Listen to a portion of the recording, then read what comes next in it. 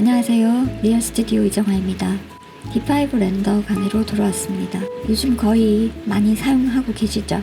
AI의 도입으로 인해서 CG 렌더러에 많은 변화들이 있었습니다. D5 렌더의 장점들을 여러분께 소개를 해드리려고 합니다.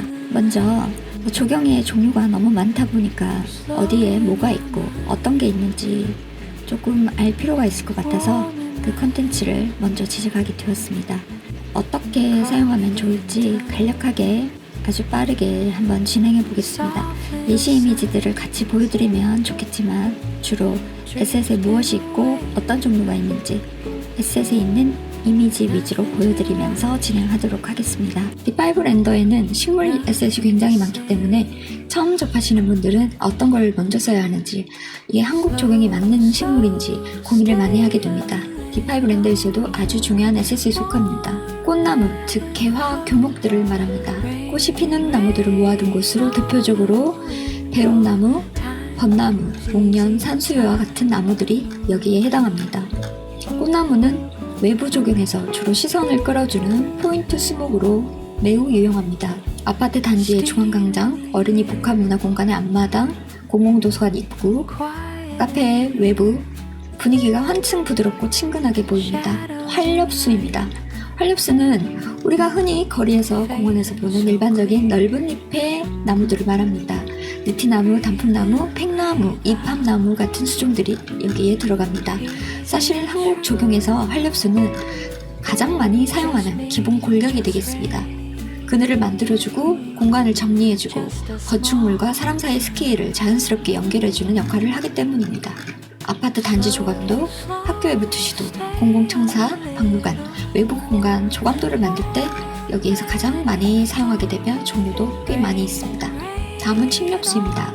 침엽수는 소나무, 향나무, 측백류처럼 잎이 뾰족하거나 바늘잎 형태인 상록수를 말합니다. 한국 조경에서 침엽수는 굉장히 중요한 의미를 가집니다. 소나무는 한국적인 경관 이미지와 아주 밀접하기 때문입니다.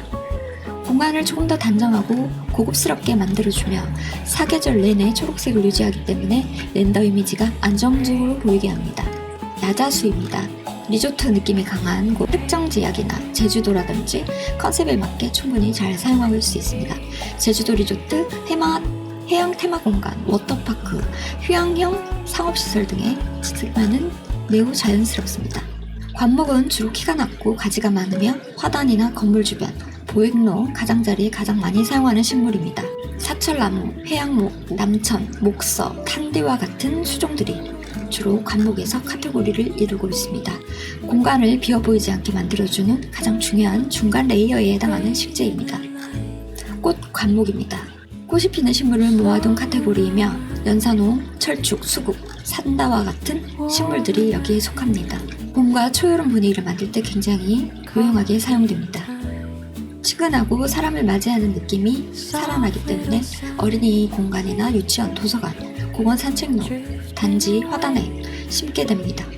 관상용 풀입니다. 억새풀, 스쿠형, 사초류처럼 형태와 질감이 예쁜 풀 식물들이 들어있습니다. 최근 한국 현대 조경에서는 많이 사용됩니다. 특히 미술관, 카페, 복합문화공간, 고급 아파트 조경에서 자주 볼 수 있습니다. 꽃이 피는 초화류들입니다. 주로 작은 식물 풀로 이루어집니다. 디테일을 살릴 때 아주 유용하게 사용되기도 합니다. 전체 조경에서 아주 작은 디테일을 주면서 완성도를 높이게 해주는 역할을 하게 됩니다. 초본류, 꽃은 피지 않더라도 하부 식재나 배경 식재로 사용할 수 있는 풀 식물들이 들어있습니다. 덩굴 식물들입니다. 벽면이나 구조물을 타고 올라가는 식물들을 말합니다.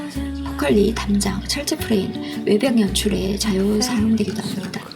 프로시저럴이라고 해서 공간에 맞게 선택을 하면 담쟁이가 맞게 형태를 타고 흐르는 연출을 해주는 중요한 식재가 되겠습니다. 주로 프로 버전에서만 사용할 수 있습니다. 다음은 울타리 식재들입니다. 공간을 놔두거나 시선을 차단하거나 보행동선을 유도할 때 많이 사용됩니다. 대나무 종류들입니다. 동양적이고 차분한 분위기를 만들어주는 식물입니다. 특정 공간에서 분위기를 강조할 때 포인트로 사용하는 것이 좋습니다.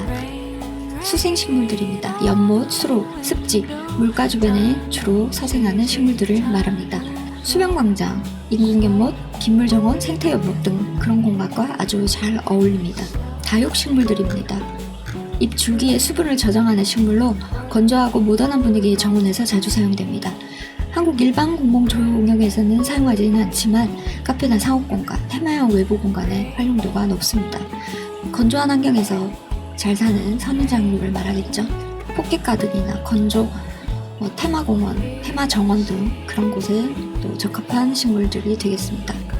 네, 농작물입니다. 다음은 조경보다는 교육적이나 체험공간 등 어린이 복합문화 생태학습장, 도시농업 체험공간이랑 학교 텃밭 이런 공간을 만든다면 여기에 있는 식재들이 아주 유용하게 사용될 것입니다. 묶음 식생들입니다. 이 카테고리는 개별 식물이 아니고